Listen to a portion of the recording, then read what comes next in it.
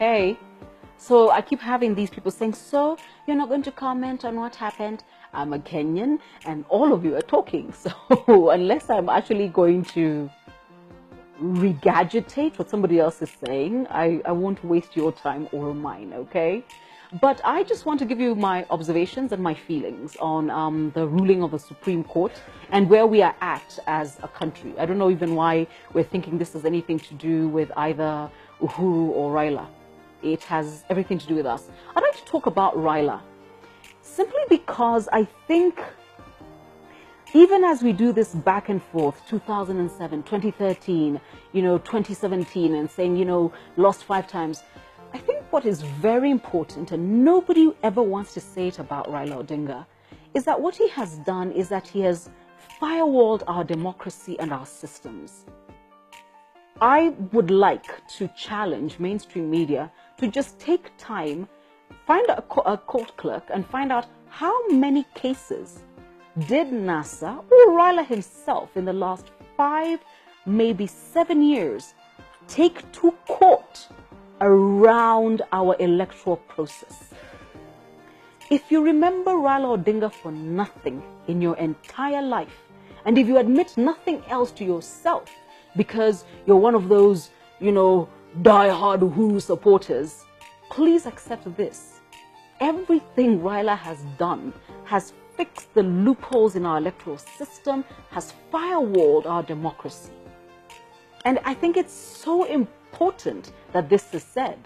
The other thing that I think is very important for Raila to figure is that as we go into this runoff, and I have my theories about whether we're going to get there, I won't say anything this time around, is this.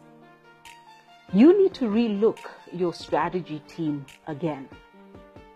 Because I've noticed nobody's talking about it, but I think you know that people on your team did not deliver. They probably told you a lot of stories and blamed all manner of things, including vifaranga via computer. But you know, as well as I do, there's a lot of people in your team who didn't do their job. So as you go into this phase, I think that guys you're going to have to send home, yeah? So that you can actually be able to do a runoff that lets you say, okay, we did our best. Now let IEBC do their counting. But I think even as you talk about everything we're doing, you've got to give Raila Odinga this, that we stand where we are today. And this is a man who went to court having no faith in the Supreme Court. Isn't it strange? Gado did a fantastic cartoon on it. No faith whatsoever. And actually danced a jig when that same Supreme Court seemed to deliver a win for him. Obviously, you do know it wasn't. But give Raila this much. He has firewalled what we have today.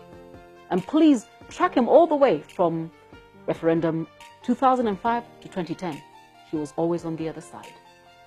That man has done his bit to get us here.